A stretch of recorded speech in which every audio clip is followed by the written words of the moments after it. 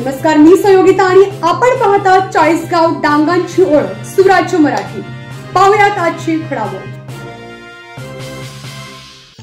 16 August 2024 रोजी दोन भिन्न समुदायाच्या गटामध्ये दंगल उसळली होती। त्यावेळी समाजहित लक्षात घेता संवेदनशीलतेने वृत्तांकन केल्यामुळे शहरातील कायदा सुव्यवस्था शांतता टिकून राहण्यास मदत झाली असून शहरात कुठेही आपत्कालीन परिस्थिती निर्माण झाली नाही। पोलीस दलास समय सूचकतेने बंदोबस्त करता आला। नाशिक पोलीस दलास आपला अभिमान आहे असे गौरवोद्गार माननीय पोलीस आयुक्त यांनी पत्रकारांचा सन्मान करताना विशेष उल्लेखनीय बाब म्हणून पत्रकारांचा प्रशंसा पत्र देऊन सन्मान केला। यावेळी नाशिक शहर पोलीस आयुक्त श्री संदीप कर्णिक यांच्या हस्ते भारतीय मीडिया फाउंडेशन महाराष्ट्र राज्य चेअरमन हिरालाल लोथे यांचा देखील सन्मान करून प्रशस्ती पत्र देऊन गौरव करण्यात आला।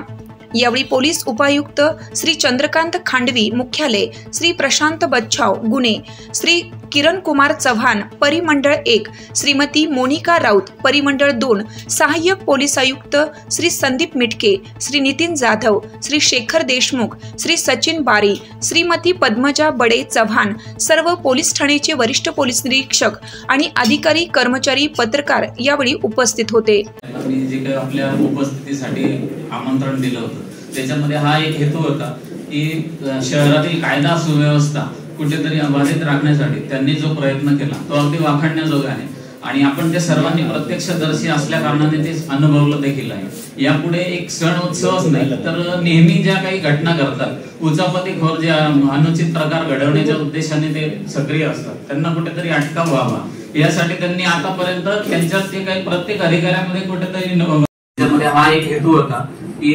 शहरातील कायदा सुव्यवस्था कुठेतरी अबाधित राखण्यासाठी त्यांनी जो प्रयत्न केला तो अगदी वाखाणण्याजोगा आहे आणि आपण ते सर्वांनी प्रत्यक्षदर्शी असल्या कारणाने ते अनुभवलं देखील आहे। यापुढे एक सण उत्सवच नाही तर नेहमी ज्या काही घटना घडतात उचापतीखोर जे अनुचित प्रकार घडवण्याच्या उद्देशाने ते सुराज्य मराठी न्यूज सहसंपादक जयराम धातवड।